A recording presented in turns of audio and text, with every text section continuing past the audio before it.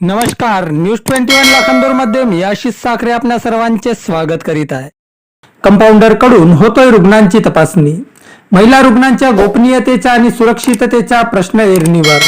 रुग्णांच्या आरोग्याशी खेळ.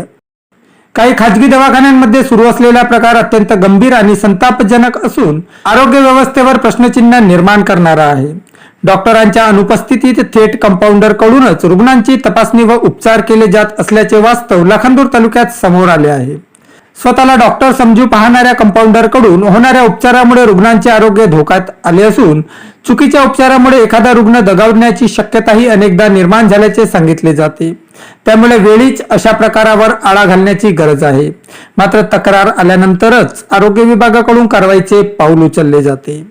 विशेष म्हणजे महिला रुग्णांना सोयीस्कर वाटावे म्हणून महिला स्टॉप ठेवणे अपेक्षित असताना काही खाजगी दवाखान्यांमध्ये त्याकडे पूर्णपणे दुर्लक्ष करून जेंट्स कंपाऊंडर कडूनच महिला रुग्णांची तपासणी व इंजेक्शन देण्याचे प्रकार सुरू आहेत. यामुळे महिला रुग्णांच्या गोपनीयतेचा आणि सुरक्षिततेचा प्रश्न ऐरणीवर आला आहे. याहूनही धक्कादायक बाब म्हणजे अनेक रुग्णांना कोणतीही ठोस गरज नसतानाही या कंपाऊंडर कडून इंजेक्शन दिली जात असल्याचे अनेकदा समोर येते. लवकर बरे व्हाल अशा आमिषांखाली रुग्णांची दिशाभूल करून इंजेक्शन सलाईनच्या सर्रास वापरातून रुग्णांकडून अधिक पैशाची लुबाडणूक केली जात आहे. असला प्रकार केवळ अनैतिक नाही तर रुग्णांच्या आरोग्याशी थेट खेळ करणारा ठरत आहे. विशेषतः या डॉक्टरांना मदत करणारे कंपाऊंडरही स्वतःला डॉक्टर समजून रुग्णांवर औषधोपचार करीत आहेत. या वैद्यकीय पात्रता किंवा वैद्यकीय पदवी नसलेल्या स्वयंघोषित डॉक्टर कडून अर्थातच कंपाऊंडर कडून रुग्णांवर विविध प्रकारच्या इंजेक्शन सलाईनद्वारे उपचार केले जाते. असे उपचार होणे, चुकीचे निदान आणि अयोग्य औषधोपचार यामुळे रुग्णांच्या जीवाला धोका निर्माण झाल्याचे प्रकारही पुढे आले होते. लवकरच याचा खुलासाही होणार असल्याचे भाकीत वर्तवले जात आहे. रुग्णांचे आजारही त्यांच्या लक्षात येत नाही तरी औषधोपचार करतात आणि असे प्रकार सुरू असताना संबंधित आरोग्य विभाग मात्र अद्याप ठोस कारवाई करताना दिसत नाही. ही बाब अधिक चिंताजनक आहे. त्यामुळे या संपूर्ण प्रकरणाची तातडीने चौकशी करून दोषींवर कठोर कारवाई करावी. तसेच अशा बोगस आणि बेकायदेशीर प्रकाराला आळा घालावा अशी मागणी नागरिकांकडून होत आहे.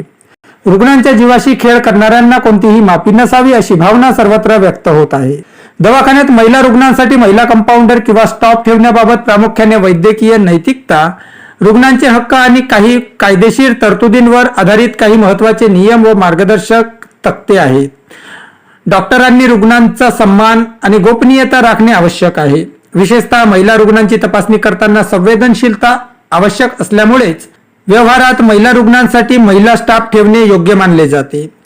महिला कंपाऊंडर ठेवणे कायद्याने सर्वत्र अनिवार्य नसले तरी जर पुरुष डॉक्टर महिला रुग्णाची तपासणी करत असेल तर त्यावेळी महिला नर्स किंवा कंपाऊंडर उपस्थित असणे अत्यावश्यक आणि अपेक्षित आहे.